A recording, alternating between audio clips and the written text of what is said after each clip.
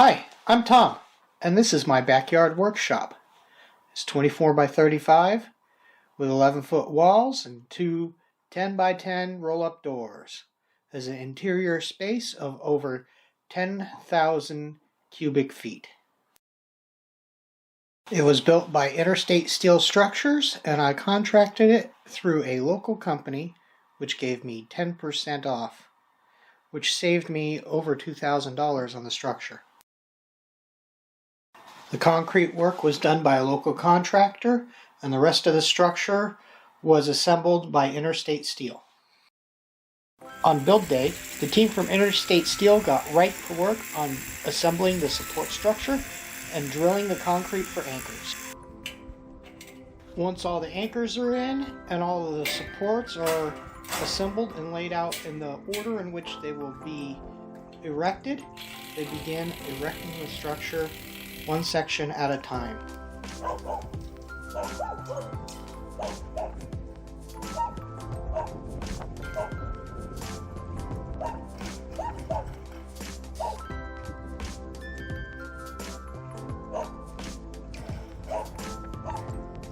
They spent quite a bit of time making sure all of the sections are nice and plumb and the building is square. The headers for the garage doors were pre-welded at the factory, and all they had to do was attach the frame and raise it into position.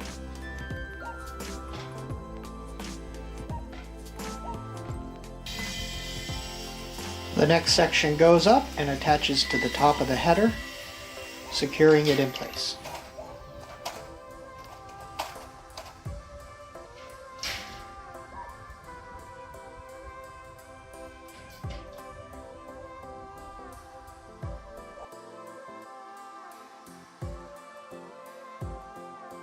The 8 sections go up in no time, and then they recheck the building to be sure it is still plumb and square, and then they begin building the end walls.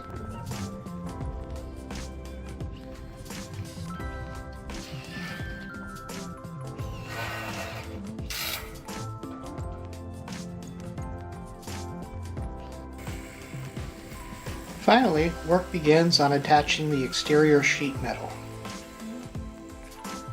They attach the sheet metal from top to bottom, laying the top edge of each piece underneath the lower edge of the one above it.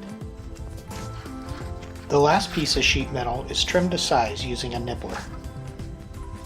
The audio may be a bit different going forward because I've moved recording locations to the shop due to noise.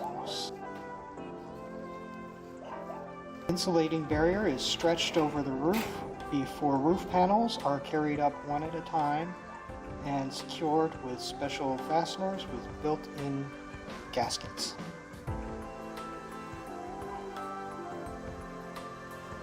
I was impressed by the work ethic of this crew. They worked in teams very effectively with very little verbal communication.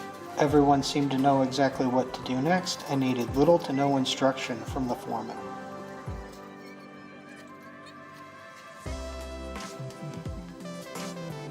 The roll-up doors seem to snap together with a little encouragement and then are secured together with bolts.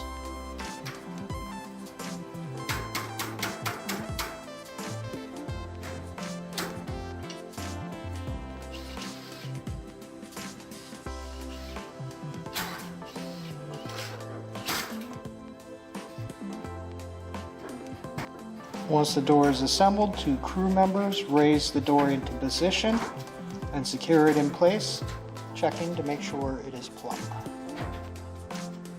Once the door is installed, the spring, which assists in raising the door, needs to be wound, and then the door can be lowered into the track.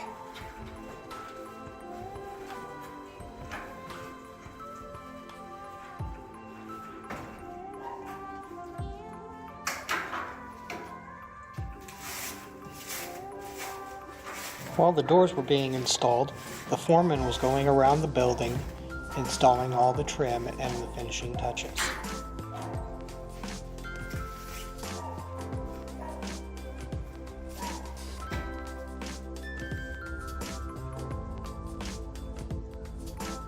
As you can see, the building is not sealed and not fully insulated, and there is no electricity.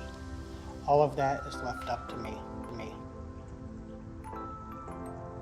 Video about the insulation process is soon to come.